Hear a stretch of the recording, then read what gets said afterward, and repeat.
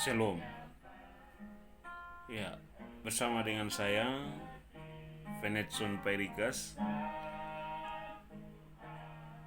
Kali ini kita akan sama-sama belajar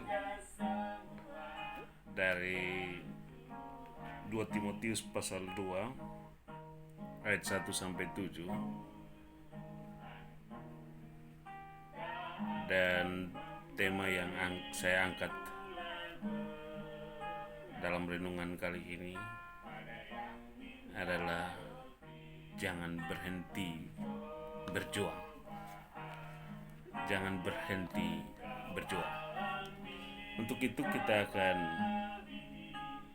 berdoa sebelum merenungkan kebenaran firman Tuhan ini. Mari kita menghadap Tuhan dalam doa. Kita berdoa. Bapa di surga, terima kasih. Kami percaya bahwa Tuhan hadir dalam setiap perenungan ini, dan berikanlah kepada kami hikmat supaya kami dapat memahami kebenaran firman-Mu. Dan lewat kebenaran firman-Mu kami dikuatkan, diteguhkan, dituntun di dalam kehendak. Berfirmanlah ya Bapa, kami anak-anak-Mu siap untuk mendengarnya. Amin. 2 Timotius pasal 2 ayat 1 sampai 7 yang berbunyi demikian. Panggilan untuk ikut menderita. Sebab itu hai anakku, jadilah kuat oleh kasih karunia dalam Kristus Yesus. Apa yang telah engkau dengar daripadaku di depan banyak saksi, percayakanlah itu kepada orang-orang yang dapat dipercayai, yang juga cakap mengajar orang lain. Ikutlah menderita sebagai seorang prajurit yang baik dari Kristus Yesus. Seorang prajurit yang sedang berjuang tidak memusingkan dirinya dengan soal-soal penghidupannya, supaya dengan demikian ia berkenan kepada komandannya. Seorang olahragawan hanya dapat memperoleh mahkota sebagai juara apabila ia bertanding menurut peraturan-peraturan olahraga. Seorang petani yang bekerja keras haruslah yang pertama menikmati hasil usahanya. Perhatikanlah apa yang kukatakan. Tuhan akan memberi kepadamu pengertian dalam segala sesuatu. Yang berbahagia adalah setiap kita yang membaca, merenungkan, lalu lakukan kebenaran firman Tuhan itu dalam kehidupan kita hari lepas hari. Shalom. Kali ini kita akan sama-sama belajar tentang surat yang ditulis oleh Rasul Paulus kepada Timotius. Timotius ini adalah hamba Tuhan yang diutus Paulus untuk melayani. Dan Rasul Paulus memberikan surat ini adalah bagian yang sangat penting bagi Timotius untuk menguatkan Timotius dalam ranah pelayanannya. Itu konteks dari pembacaan kita saat ini. Tantangan-tantangan pelayanan itu pastilah dihadapi oleh Timotius. Timotius ini masih muda dan dia ditempatkan dalam tuntutan pelayanan yang harus dikerjakan dengan serius dan sungguh-sungguh. Mari kita melihat dari konteks kebenaran firman Tuhan ini.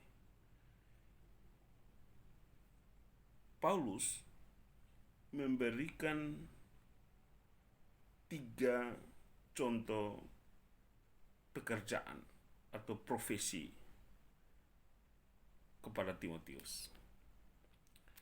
Tiga contoh ini terdiri dari yang pertama prajurit, yang kedua olahragawan, yang ketiga petani. Nah, apa pentingnya tiga pekerjaan ini? Sehingga Paulus memakai contoh tiga pekerjaan ini untuk menguatkan Timotius. Sebelumnya Paulus menekankan kepada Timotius di ayat yang pertama, sebab itu hai anakku, jadilah kuat oleh kasih karunia dalam Kristus Yesus.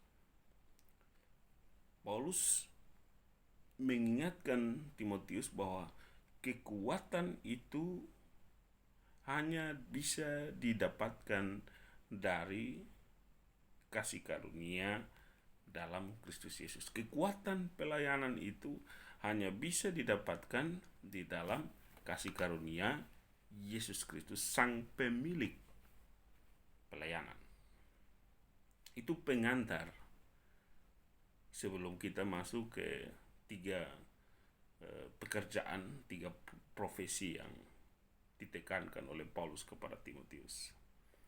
Yang kedua, di ayat yang kedua itu, apa yang telah engkau dengar daripadaku di depan banyak saksi, percayakanlah itu kepada orang-orang yang dapat dipercayai, yang juga cakap mengajar orang lain.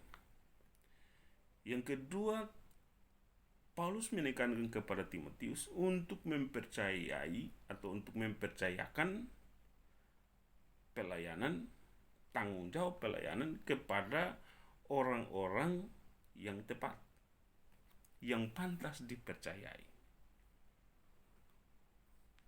Dan karena ketika mempercayakan orang yang salah di tempat yang benar, maka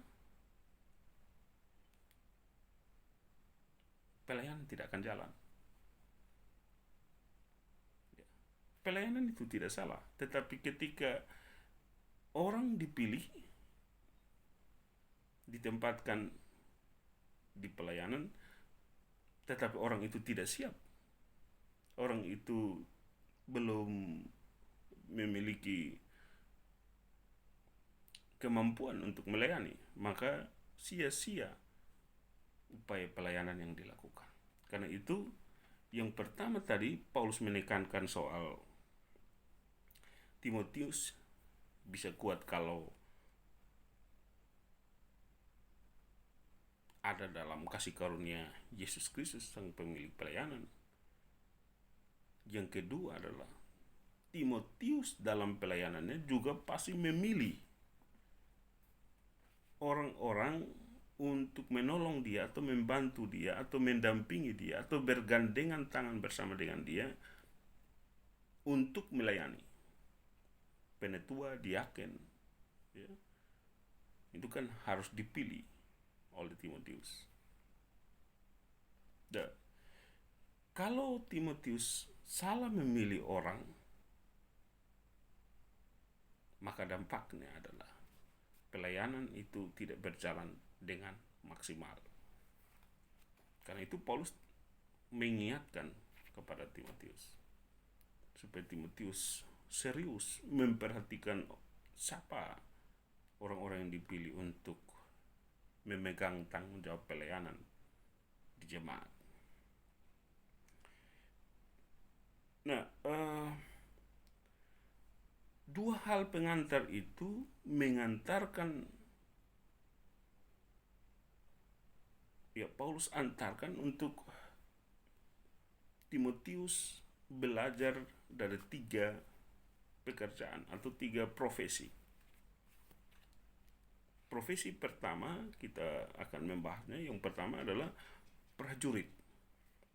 Di sini Paulus menekankan bahwa ikutlah menderita sebagai seorang prajurit yang baik dari Kristus Yesus.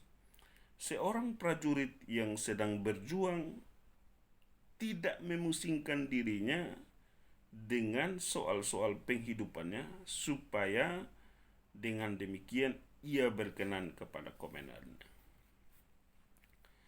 Di sini Paulus ingin menekankan kepada Timotius bahwa pelayanan itu satu tanggung jawab yang harus penuh dengan perjuangan.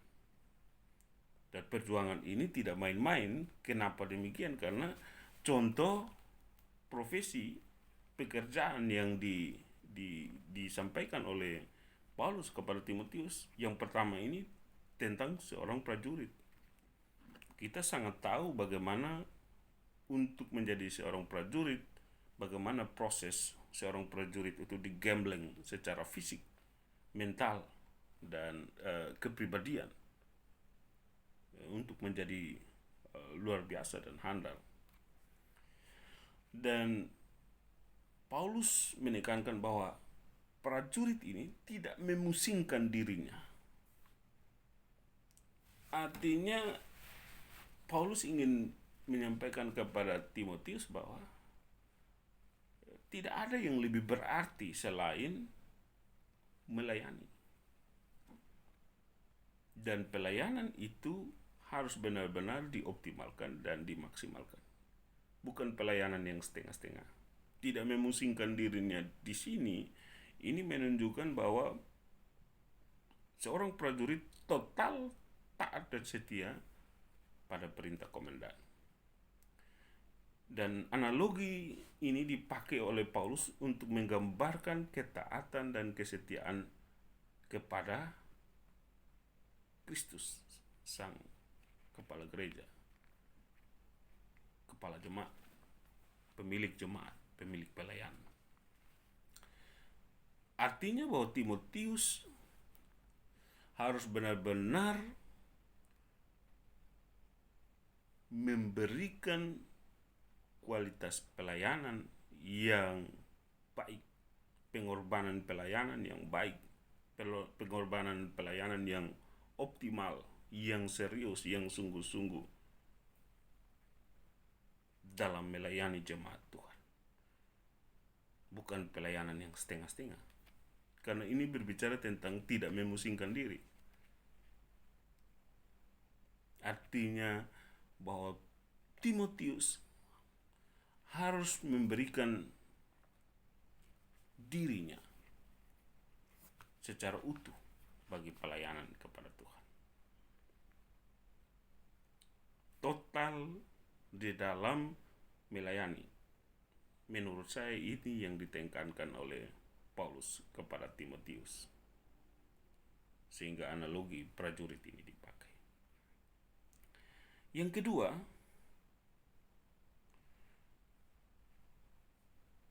Paulus menekankan soal ketaatan dan kesetiaan. Di dalam pelayanan, hamba-hamba Tuhan, anak-anak Tuhan mengalami tekanan yang tidak biasa. Tetapi tekanan itu tidak boleh membuat anak-anak Tuhan, orang percaya, putus asa, patah semangat, kecewa dengan panggilan pelayanan, panggilan kehidupan, panggilan ketaatan, panggilan kesetiaannya kepada Tuhan. Jadi bagi Paulus, seseorang atau orang yang mengambil keputusan untuk menerima Kristus, dia harus juga memiliki hati, iman, kehidupan, tindakan seperti seorang prajurit yang tidak memusingkan dirinya, yang mengutamakan Tuhan di atas segala-galanya. Yang kedua,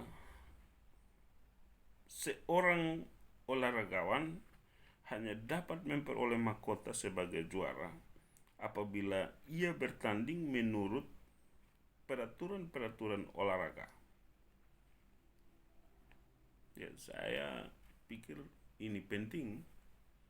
Kenapa Paulus begitu sungguh-sungguh menekankan ini kepada Timotius, karena apabila Timotius melaksanakan pelayanan tidak sesuai dengan kehendak Tuhan, tidak sesuai dengan firman Tuhan, perintah Tuhan, maka semua yang dikerjakan oleh Timotius itu menjadi sia-sia. Saya bisa membayangkan seperti seorang pelari yang tidak mengikuti aturan mekanisme start yang baik, tidak memperhatikan ketentuan. Ketika bunyi tembakan, ya belum ada, dia sudah berlari kencang menuju finish. Artinya dia potong start lebih dulu. Dia bersenang-senang sampai finish, tapi rupanya kesenangan dia tidak ada gunanya. Kenapa demikian? Karena dia adalah olahragawan yang tidak mengikuti ketentuan. Ketentuannya adalah sebelum bunyi tembakan, maka tidak boleh seorang pelari berlari lebih dulu. Dia harus mengikuti ketentuan aturan. Artinya bahwa orang hamba Tuhan, orang Kristen, orang percaya tidak bisa menjalankan kehidupannya secara sembarangan, ya, mempermainkan kehidupannya seperti orang yang tidak beraturan, ya. Lalu nanti Tuhan Maha Pengampun, atau tidak apa-apalah, nanti Tuhan kompromi dengan apa yang dikerjakan, dilakukan, diperbuat, sehingga dia bisa seenaknya melakukan sesuatu. Tidak. Bagi Paulus, keselamatan itu, panggilan pelayanan itu dikerjakan sesuai dengan kehendak Allah, sesuai dengan kehendak Tuhan, dan tidak bisa sembarangan dikerjakan. Karena itu Paulus mengingatkan Timotius supaya melayani sesuai dengan aturan kehendak Allah. Keputusan-keputusan pelayanan yang dilakukan, tindakan-tindakan pelayanan yang dilakukan harus sesuai dengan kehendak Tuhan. Yang ketiga, seorang petani yang bekerja keras haruslah yang pertama menikmati hasil usahanya. Setiap pengorbanan dari orang percaya, anak-anak Tuhan, orang Kristen, itu tidak kosong. Yang penting sesuai dengan kehendak komandan, atau itu yang dimaksudkan dengan kesetiaan prajurit. Yang penting sesuai dengan aturan tuntutan olahraga. Yang penting bekerja keras sampai dengan mendapatkan hasil panen. Ya, bayangkan kalau seorang petani, ya, dia mau pergi ke sawah atau ke ladang, ke kebun, mungkin dia bawa parang, tapi ketika dia pergi, dia santai-santai, tidur-tiduran di pinggir sawah, tidur-tiduran di kebunnya, di mamar, lalu dia santai-santai, habis itu dia pulang, tidak tanam apa-apa, tidak tabur apa-apa, tidak buat apa-apa, sampai saatnya dia tidak dapat menikmati hasil dari kebunnya, dari sawahnya, ya. Kalau orang lain yang bekerja keras, pagi dia bangun, dia menjalankan aktivitasnya, dia bekerja dengan sungguh-sungguh, bekerja keras. Ketika dia pacul, ya, menguras tenaga, keringatnya harus bercucuran, pinggangnya bisa saja sakit. Tetapi pengharapan itu datang ketika dia menyatakan bahwa semua yang dia kerjakan, semua yang dia lakukan itu satu saat pasti ada hasilnya. Karena itu petani ini mengerjakan itu dengan kerja keras, mengerjakan dengan serius, mengerjakan dengan sungguh-sungguh. Dan firman Tuhan menjamin bahwa apa yang ditabur dengan sungguh-sungguh itu, dengan kerja keras itu, dengan bercucuran keringat dan air mata, akan pulang dengan sorak-sorai. Tuhan mengajarkan kita bukan menjadi anak gampangan, yang tidur-tiduran, yang santai-santai, yang malas-malasan, lalu hanya mau mendapatkan yang enaknya sendiri, mau mendapatkan berkat tanpa bekerja keras, tanpa perjuangan. Itu bukan pilihan yang tepat. Dan karena itu Paulus mengingatkan kepada Timotius bahwa apa yang kamu perjuangkan harus dilakukan dengan kerja keras, dengan serius, dengan sungguh-sungguh, sehingga pada akhirnya engkau menikmati hasil panen berkat Tuhan.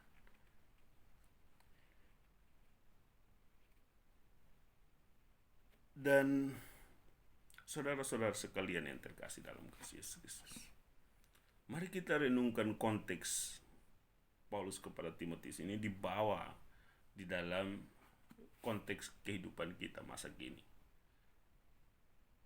Tadi saya berbicara soal Paulus kepada Timotius, tapi sekarang saya berbicara tentang diri saya dan diri saudara.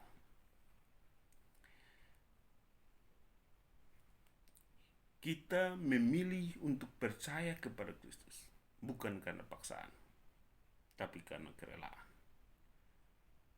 Karena keputusan kita sendiri untuk mengikut Kristus. Karena itu ada lagu, mengikut Yesus adalah keputusanku. Selamanya, ku tak gentar. Selamanya. Keputusan untuk mengikuti Kristus penuh dengan risiko, karena harus memikul salib. Barang siapa mengikut aku, dia harus menyangkal diri dan memikul salib. Banyak tawaran-tawaran dunia ini yang menawarkan kita untuk lebih memilih kepada kehidupan santai-santai dan berleha-leha. Dan tawaran ini, kalau kita lihat di dalam Perjanjian Baru, digambarkan sama seperti jalan yang lebar dan jalan yang sempit. Sedikit sekali orang percaya yang mau serius dengan kepercayaan, yang mau setia dengan kepercayaan. Tapi kali ini kita diingatkan kembali bahwa tidak ada keselamatan yang didapatkan dengan malas-malasan, santai-santai, seenaknya melakukan apapun. Ada pemahaman yang salah bahwa kalau kita sudah percaya kepada Tuhan, finish, karena kita sudah dipilih oleh Tuhan, jadi selesai. Kita tidak perlu berbuat baik, kita tidak perlu repot-repot berjuang untuk memanfaatkan atau melakukan yang terbaik bagi kemuliaan Tuhan maupun sesama. Itu sangat bertentangan dengan kebenaran yang kita pelajari saat ini. Bahwa ketika kita mengaku percaya, kita berjanji untuk hidup setia dengan Tuhan, maka kita harus mempertanggungjawabkan janji itu dengan serius dan sungguh-sungguh. Ada aturan-aturan yang harus kita ikuti. Saya contohkan, dalam rumah tangga Kristen, ketika kita mengambil keputusan untuk menikah, ada aturan pernikahan, yaitu menjaga kesetiaan dan kesucian hidup. Setia kepada istri, setia kepada suami. Tapi masih banyak rumah tangga Kristen yang hancur karena memilih untuk tidak setia. Untuk keluar dari rel aturan janji yang dia sampaikan. Karena itu firman Tuhan mengajar kepada kita. Hidup anak-anak Tuhan bukan anak-anak gampangan. Kita sedang membayar harga, mempertaruhkan banyak hal untuk setia dan taat kepada komandan. Kita sedang memakai seragam prajurit pengikut Kristus.